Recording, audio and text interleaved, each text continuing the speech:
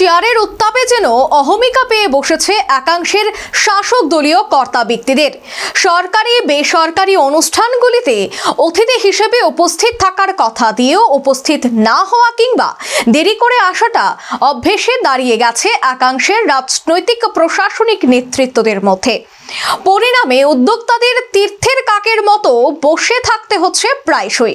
আগরতলা পৌর নিগমের মেয়র দীপক মজুমদার সহ অনেকের এই ধরনের নেতিবাচক প্রবণতার বিরুদ্ধে আজ এক হাত নিলেন রাজ্যের বরিষ্ঠ মন্ত্রী রতনলাল নাথ।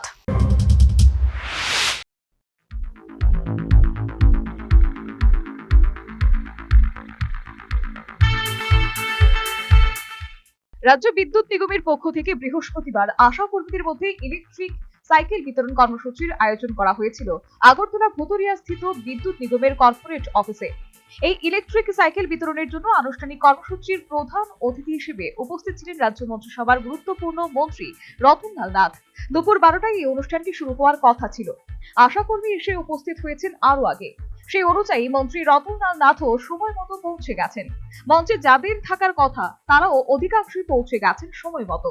কিন্তু আবারও কথা দিয়ে আসেননি আগরতলা পৌর নিগমের মেয়র দীপক মজুমদার। কর্মসূচির সভাপতিত্ব করার কথা ছিল বিদ্যুৎ নিগমের ম্যানেজিং ডিরেক্টর বিশ্বজিৎ বাসু। মন্ত্রী মঞ্চে উপস্থিত, কিন্তু তারপরেও আসেননি ম্যানেজিং ডিরেক্টর সাহেব, আসেননি আরো দু একজন কর্মকর্তা।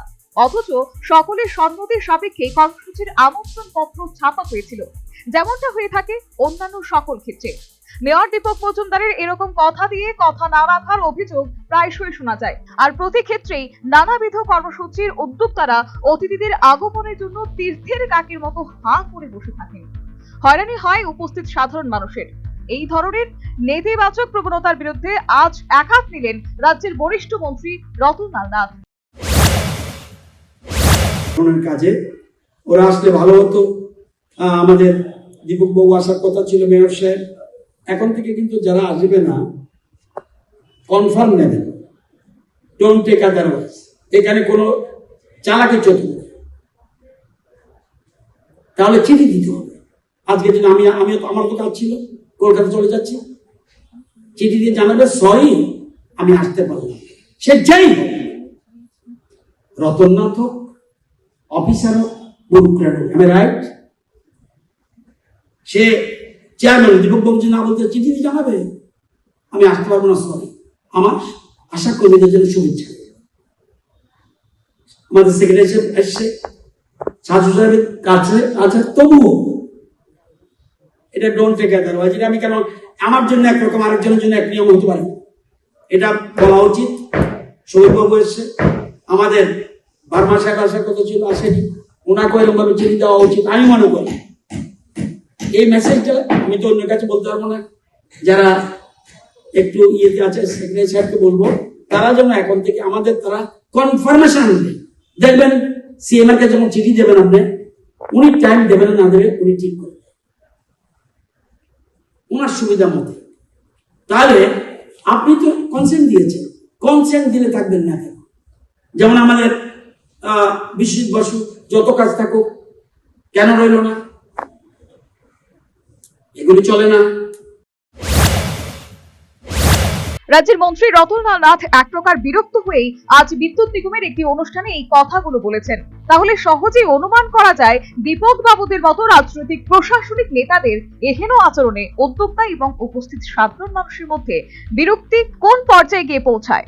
তেমনই হয়রানির শিকার হতে হয়েছে আজকের অনুষ্ঠানে উপস্থিত আশা কর্মীদের। আশা কর্মীদের মধ্যে ইলেকট্রিক সাইকেল বিতরণের এই কর্মসূচির জন্য বিদ্যুৎ নিগমের প্রশংসিত হলেও একাংশের নেতা আমলাদের কথা দিয়েও অনুপস্থিত থাকায় বেশ কিছুটা অস্বস্তিতে পড়েছেন বিদ্যুৎ নিগমের কর্মকর্তারা। রাজনৈতিক প্রশাসনের নেতাদের কিংবা আমলাদের নানাবিধ কাজ থাকতেই পারে, কিন্তু কোনো অনুষ্ঠানের অতিথি হিসেবে উপস্থিত থাকার জন্য যদি একবার সম্মতি দিয়ে দেন, তখন যে কোনো ভাবে সেই কথা দেওয়ার রক্ষা করা উচিত। তাদের কেউ কেউ তো আবার নির্ধারিত সময়ের 2-3 ঘন্টা পরে গিয়েও অনুষ্ঠানে হাজির হন। একবারও ভাবেন না এতে করে সাধারণ মানুষ চরম হয়রানির শিকার হয়। চেয়ারের উত্তাপে অনেক সময় প্রাণ উষ্ঠাগত হয় সাধারণ মানুষের। রাজনৈতিক প্রশাসনের নেতাদের কিংবা প্রশাসনিক আমলাদের সাধারণ মানুষকে এই ধরনের হয়রানি করা বন্ধ করা উচিত। অত্যন্ত সঠিকভাবেই মন্ত্রী রতনলাল নাথ এই সকল নেতিবাচক প্রবণতার বিরুদ্ধে আজ মুখ খুলেছেন। এবার দেখা যাক মেয়র দীপক বাবুদের মতো নেতাদের সম্বিত ফিরে কিনা। Bureau report, news vanguard.